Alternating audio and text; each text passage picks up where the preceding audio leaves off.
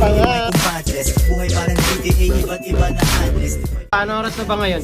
Recall. Oh. 4:21. Oh, ngayon, plano. Ang plano, ang original na plano talaga, alis tayo 3:30 pre. Oh. Medyo nagkaroon ng konting aberya. Ngayon 4:20 na. On the way naman na silang lahat. Pag umulan sa biyahe, tinto, kapote, diretso agad. Yung mga walang kapote, ligo na. Pagdating doon, sa bayan, kinakainin. Biling pang dinner. Matapos mag-dinner, inom. Hanggang oras yung inom? Mga ano, 1. 1. Mga 1. Ang gising, 5 a.m. Kaya natin yun. Kaya natin yun. Gagolaw. Dapat mga 9 lang. Dahil okay lang. Ewan ko sa kanila. Parang hindi mo kilala mga kasama mo ah. Hindi basta ano, susubukan natin malasing ng maaga pre. Malasing ng maaga at gumising ng walang hangover.